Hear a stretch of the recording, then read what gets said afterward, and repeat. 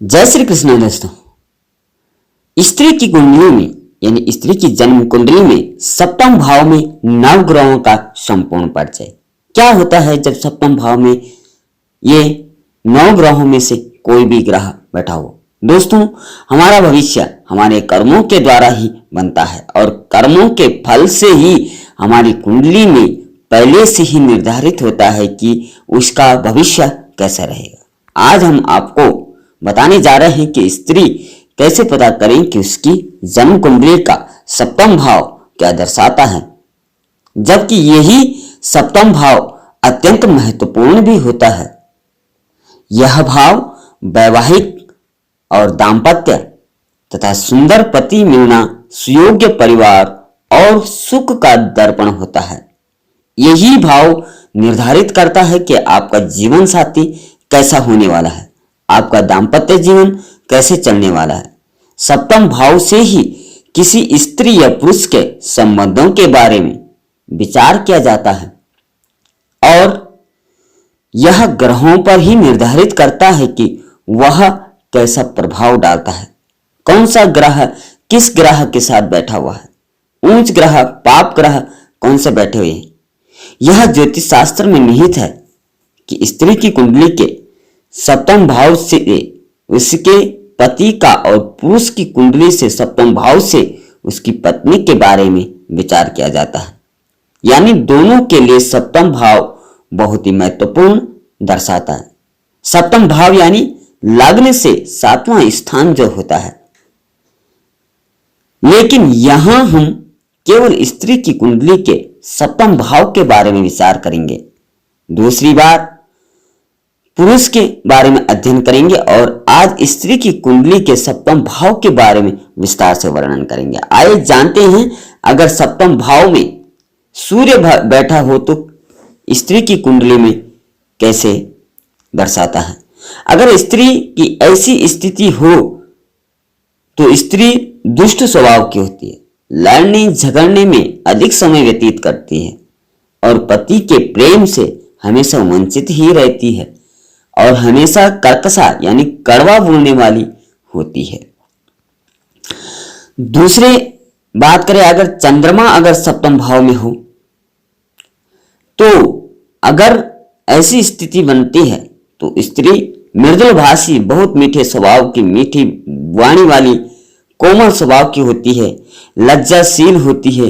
यदि ऊंच का चंद्रमा हो तो स्त्री वस्त्र आभूषण धनिक व सुंदरी के साथ साथ गुणवान भी होती है। अब बात करें तीसरा मंगल, यानी यह मंगल सबसे ज्यादा देखा जाता है। सप्तम भाव का मंगल मांगलिक भी कहलाता है और यह विवाह के लिए विशेष महत्वपूर्ण होता है। इसको देखना कि सप्तम भाव में अगर मंगल बैठा हो तो पूर्ण मांगलिक होता है। अगर ऐसी स्थिति बन रही है तो यह उसके लिए बहुत खराब होने वाला है। स्वभाव के साथ साथ कार्य में भी मलिनता आती है। स्त्री सौभाग्यहीन को कर्म व कर्क व सिंह राशि में शनि मंगल हो तो व्यभिचारिणी भी बनती है, परामर्श चाहती है, वेश्या और कुलटा मानी जाती है, लेकिन धनवान भी अधिक होती है। बात करें अगर चौथे भाव में बुध, सप्तम भाव में बुध का होना, अगर ऐसी स्थिति बन रही है तो स्त्री के मुख पर सरस्वती विराजमान होती है। बुध जो है वो सरस्वती का कारक होता है।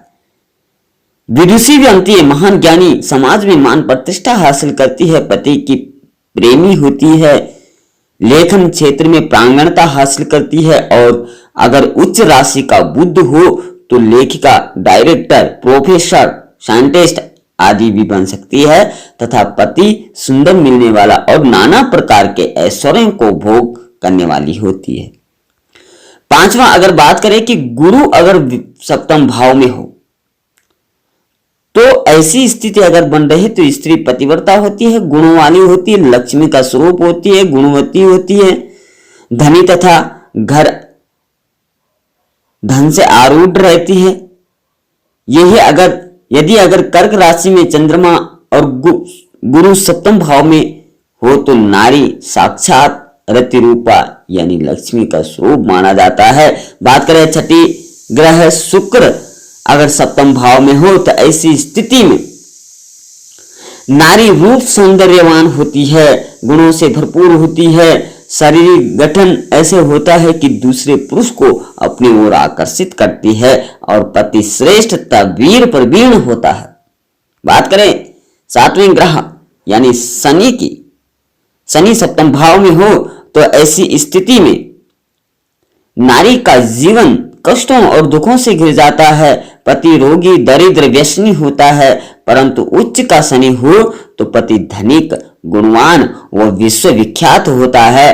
परंतु अगर इस शनि पर राहु या मंगल की दृष्टि पड़ रही हो तो स्त्री विधवा भी हो जाती है। बात करें आठवें ग्रह राहु की, राहु अगर सप्तम भाव में हो तो ऐसी स्थिति अगर बन रही है तो पति को बहुत ज्यादा कष्ट होता है, स्त्री अपने कुल को दोष लगाने वाली होती है, दुखी पति सुख से वंचित रहता है। परंतु राहु के सुंदर और स्वस्थ पति भी प्राप्त होता है अगर उच्च का राहु हो तो। बात करें आखिरी ग्रह केतु ग्रह की, केतु अगर सप्तम भाव में हो अगर ऐसी स्थिति बन रही है तो स्त्री स्वभाव सख्त होता है, दूसरों में से अनबन रहती है और प्रेमी बहुत कम होते हैं। तो ये हमने स्त्री के सप्तम भाव के बारे में आपको बताया कि कौन सा ग्रह क्या प्रभाव डालता है। आशा है यह वीडियो आपको पसंद आई होगी। वीडियो पसंद आए लाइक से सब्सक्राइब जरूर करें। आज के लिए इतना ही। जय श्री कृष्ण दोस्तों, राधे राधे।